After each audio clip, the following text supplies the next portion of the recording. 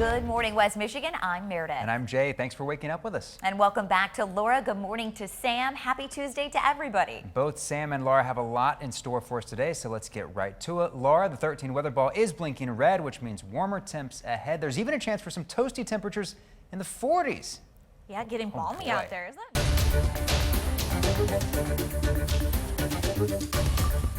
About a month and a half ago on January 6th, rioters stormed the U.S. Capitol. 5 people died and more than 100 were hurt. Now Congress plans to hold multiple hearings this week, taking a deeper dive into the breach. This morning at 10, a Senate committee and Senate Homeland Security will meet with Capitol and local police, as well as 2 former chamber sergeant-at-arms who stepped down after the attack. One of the senators in attendance will be Michigan Democrat Gary Peters. Now, during the meeting, senators will ask people to testify on actions taken during the attack, including decisions like not calling in the National Guard for help sooner. The hearings are expected to wrap up on Thursday. Each day will have a different focus with different people testifying.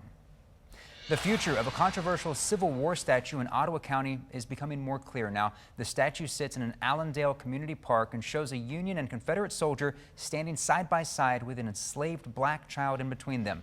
Last night, the Township Board unanimously voted to hold 5 more meetings discussing 3 options for the statue.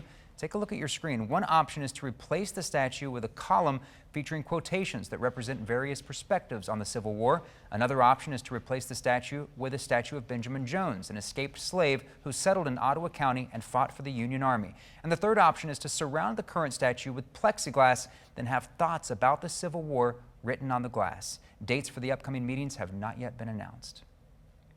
Making headlines in Saugatuck, school district officials have begun the process of developing a new mascot. In a board meeting last night, the board unanimously chose the name Trailblazers. The name change takes effect immediately, and the district will keep the school colors of royal blue and orange.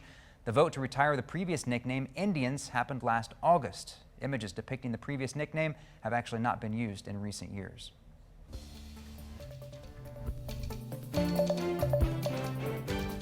While 83% of Michigan school districts are back in person or planning to be soon, an in-person learning gap is growing. According to Michigan Radio, 15% of schools that are still completely remote are disproportionately urban, Black, and low income.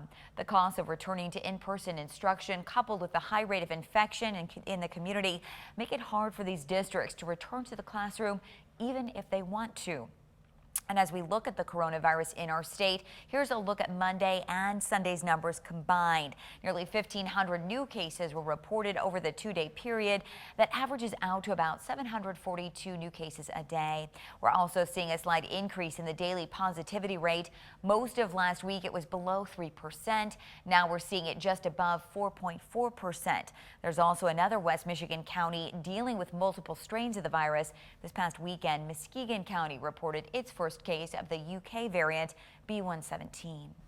Michiganders will soon have the option of renewing their driver's license at self-serve stations. The service begins on March 16th. Across the state, there are 135 self-service Secretary of State kiosks, including some Meijer stores. A complete list of the new services can be found at 13onyourside.com.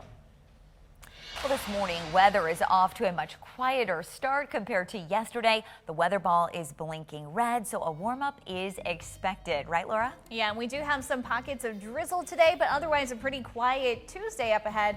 We'll talk about when those warmer temperatures will get a little bit cooler and when we could also see more rounds of snow showers. And will these warmer conditions that Laura just mentioned cause there to be any flooding or ice jams? Well, we spoke to our local hydrologist to double check and make sure that we're keeping you informed. It's 6:36. You're up with 13. Stories impacting you and your community. 13 on your side. Sponsored by Lake Michigan Credit Union.